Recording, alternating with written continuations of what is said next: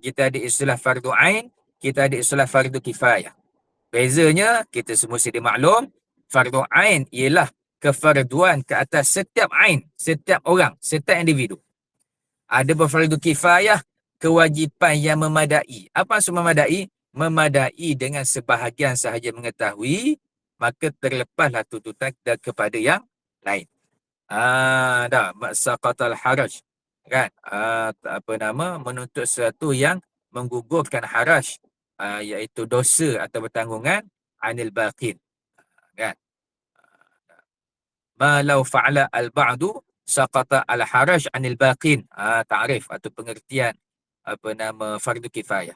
Barang yang jika telah melakukan oleh sebahagian, maka terlepaslah tuntutan dosa daripada sebahagian yang lain. Itu. Fardu ain dan fardu kifayah ni, kan, dalam ilmu tauhid, secara asasnya hukumnya fardu ain lah. Kan, cuma ada bahagian-bahagian tafsir-tafsir yang hukumnya fardu kifayah. Walaupun tak semua individu tahu, hanya sebahagian saya tahu dah memadai. Itu. Contoh kalau bab hukum fiqh kita, fardu ain ni contohnya solat zuhur. Contoh fardu kifayah ialah apa? Solat jenazah. Itu. Mana afdal fardu ain dengan fardu kifayah?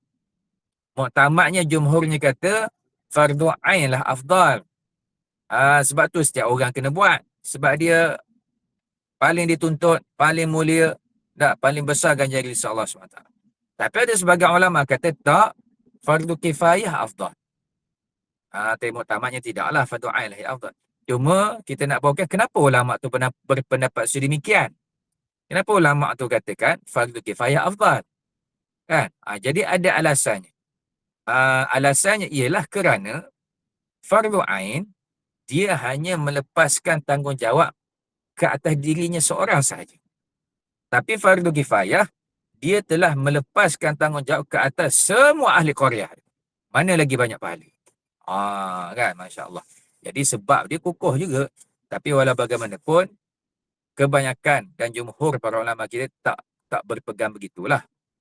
Dengan alasan yang lebih kukuh yang kita sebutkan tadi, yang mana jika fardu ain itu terlebih baik, tentulah semua orang wajib buat. Tapi tak menafikan keistimewaan fardu kifayah, yang mana pahalanya besar. Sebab bila contoh di solat jenazah, menggugurkan 1000 pahala, 1000 dosa orang lain. Dan itu juga satu ganjaran yang besar. Kan? Baik. Ala kulli hal.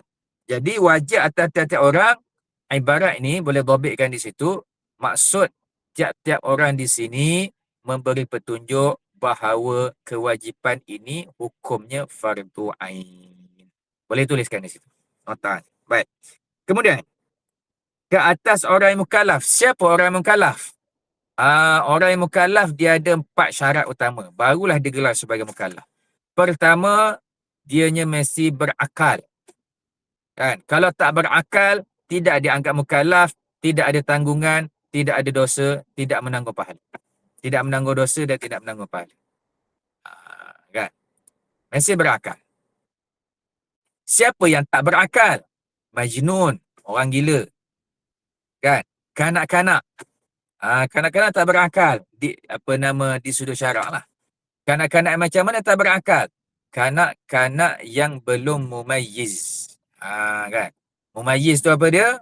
Pelbagai tafsiran ulama, cuma salah satu yang paling dipegang maksud tamyiz ni atau mumayyiz ni ialah kanak-kanak ataupun seseorang yang mampu untuk ayyakula wahdahu wa yashraba wahdahu wa yastanja wahdahu. Yang mampu untuk makan bersendirian, minum bersendirian, istinja bersendirian. Melakukan 3 perkara ini dengan benar tanpa bantuan orang lain. Itulah kanak-kanak yang telah mumayyiz. Kalau dia tak mampu lagi buat perkara tu, tak mumayyiz lagi lah. Makan sepah, kan? Air tumpah. Siapa kat sini selalu makan sepah air tumpah? Kan? Tu tak mumayyiz lagi tu. Kemudian istinja berterabur. Orang bersihkan betul-betul. Ini bersihkan. Kan? Wa'azubillah. Berbau lagi ataupun ada lagi kesan-kesan dia. Maknanya tak tamyiz lagi lah. Tak mumayyiz. Tak berakal lagi. Jadi bila berjaya melakukan 3 perkara tu, maka dia mumayyiz. Dan dia tidak gila. Cuma gila di sini, gila penyakit. Kalau gilanya kerana sebab perlakuan dia sendiri, dia yang menyebabkan dia jadi gila. Dia makan ubat ni, dia makan bahan ni, campur-campur-campur, jadi tak betul, contohnya. Apa hukum orang macam ni? Tak, ketika orang-orang macam ni kan kita jumpa banyak dah. Kerana akibat perbuatan dia sendiri, dia jadi tak betul. Jadi tak waras. Ketika dia tak waras tu, dia tak boleh nak solat lah sebab dia tak waras. Tetapi sepanjang ketidakwarasan dia tu akan dihukumkan oleh Allah SWT. Dia tak semayang, dia tak bayar zakat. Tak. Jika ditanya kenapa pula dia kena bayar zakat, dia minta maaf, zakat apa nama, dia kena semayang sedangkan dia tak betul. Dia kena semayang sebab gila dia tu bukan khalqi, bukan semula jadi. Bahkan kerana perbuatan dia sendiri. Maka dia akan dihukumkan. Walaupun ketika dia gila tu, dia semayang pun tak sah juga. Dia samalah macam orang murtad. Orang kafir, kan, umur 40 baru masuk Islam. Dia kena qada semayang ke? Tak perlu. Sebab dia baru masuk Islam. Afallah masalah. Tapi orang murtad, mula dia Islam, umur 20 dia murtad. Umur 40 dia masuk Islam balik. Sepanjang 20 tahun dia murtad tu, wajib dia qada. Wajib dia qada. Sebab dia dah dikira sebagai orang yang mengetahui hukum dan mengetahui mukallaf tadi lah. Dan juga yang telah sampai hidayah pada dia. Taghlizan alaihi, memberatkan hukum. Ala kulli hal, kembali kita sebutkan mukallaf syarat dia utama dia mesti berakal. Yang kedua, syarat mukallaf ni mestilah baligh. Tak baligh lagi tak mukallaf lah dia. Kan? Apa tanda-tanda baligh? Tanda baligh sebagaimana disebut dalam kitab Safinatun Najah dan kitab-kitab lain juga, tanda baligh ada 3. Kan? Pertama, keluar air mani. Kan? Selepas berumur 9 tahun. Kan? Ini bagi lelaki dan perempuan. Tanda baligh kedua ialah keluar haid selepas umur 9 tahun. Bagi perempuan saja, takkan lelaki keluar haid juga tak? Kan? Kalau keluar sekalipun, ustaz dia lelaki tapi keluar darah, kira haid ke? Tidak. Dia mesti perempuan lah syarat dia kan. Baik. Melainkan masalah khunsa, itu masalah berbeza. Baik. Kemudian, tanda baligh yang ketiga ialah darah tak keluar, air mani tak keluar, cukup umur 15 tahun. Salah satu berlaku, balighlah dia. Dan bila kita sebutkan tentang umur, yang dimaksudkan ialah umur pada tahun hijrah, tahun qamari, tahun hijri, bukan tahun masihi kita. Jadi masing-masing lepas ni Google balik. Kan? Saya lahir ustaz 12 hari bulan 5 tahun sekian-sekian. Google balik. Apa nama, berapa tarikh hijrahnya. Tapi di sini semua dah lebih 15 tahun kan. Tak ada masalah lah. Tapi nak ceritanya, apa sahaja hukum tentang umur di dalam syariat yang dimaksudkan ialah umur tahun hijrah. Kan? Kalau tahun masihi ni, masing-masing ada kiraan masing-masing lah. Kan? Cuma nak bagi tahu, tahun hijrah ni dia biasanya umurnya lebih lah daripada tahun masihi tu. Kan? Jadi setiap 33 tahun untuk tahun hijrah, umurnya ditambah setahun. Maksudnya apa? Kalau tahun masihi umur dia 33, kalau ikut tahun hijrah umur dia dah 34 lah. Macam tu. Jadi kalau tahun masihi umur dia 66, sebenarnya tahun hijrah dia dah 67. Dan jika tahun hijri, tahun masihi umur dia dah 100, tahun hijrah sebenarnya dia dah 103 tahun. Begitulah. Dia setiap 33 tahun berbeza setahun dengan tahun masihi. Baik, itu syarat kedua mukallaf. Syarat ketiga mukallaf ialah bulughud dakwah, sampainya dakwah kepada dia. Kalau tak sampai dakwah pada dia, tak dikira sebagai mukallaf. Yang keempat ialah salamatul hawas. Dia mesti selamat panca indera. Boleh melihat, boleh membaca, boleh bercakap. Jika tak selamat panca indera yang menyebabkan terhalangnya ilmu, maka dia bukanlah mukallaf. Tapi kalau panca indera dia tak selamat, maksudnya ada penyakit, tapi dia masih ada peluang untuk menuntut ilmu, maka dia dikira masih mukallaf. Jadi itu 4 syarat utama mukallaf. Cukup 4 syarat ni, berlakulah hukum ini ke atas dia. Kalau 4 syarat ini tak berlaku pada seorang, maka tak jadi wajib lah sebagaimana disebutkan. Baik. Kita sambung lagi. Wajib atas tiap-tiap orang mukallaf mengenali Tuhan Jalla wa Azza.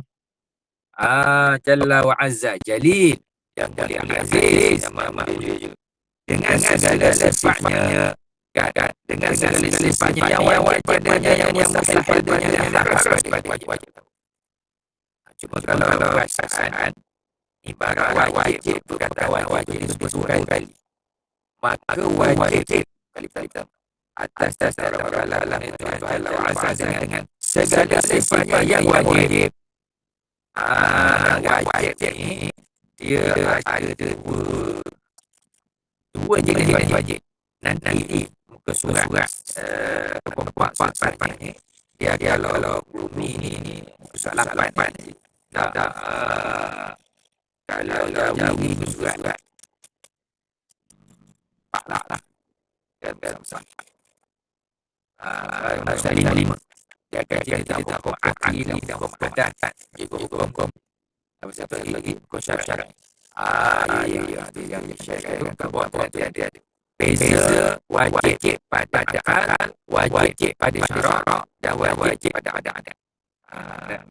Perbezaan asasnya, kalau wajib pada syarak ialah berkaitan dengan perintah atau larangan. Kamu mesti buat, jangan buat. Itu wajib pada syarak.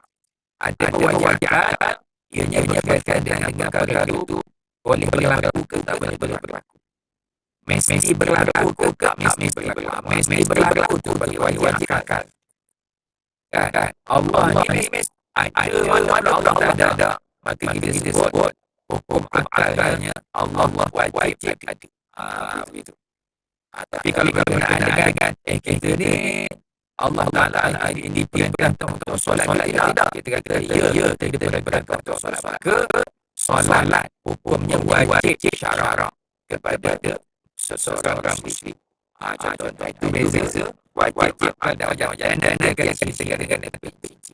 Cuma di sini bila sesuatu wajib kita adalah ini wajibnya lawan haram. Kalau tak buat dosa.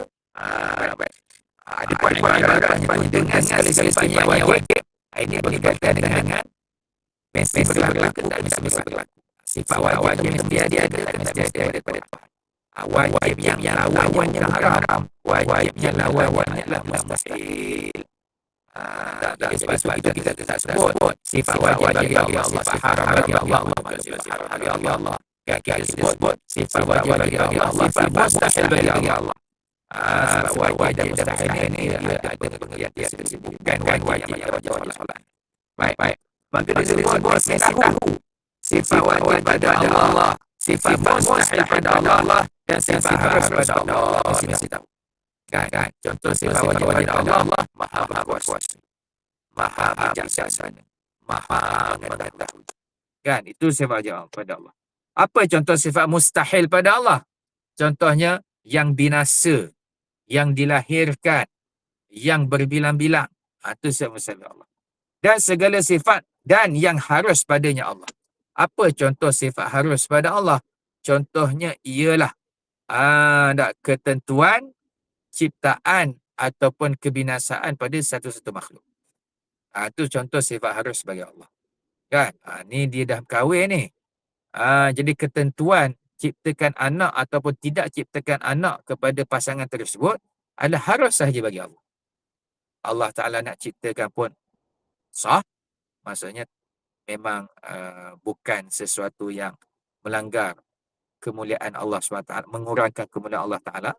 Kan? Dan begitulah jika Allah tidak menciptakan anak untuk seseorang itu pun sah. Dengan mana tidak mencacatkan pun kemuliaan Allah SWT. Itu harus. Dan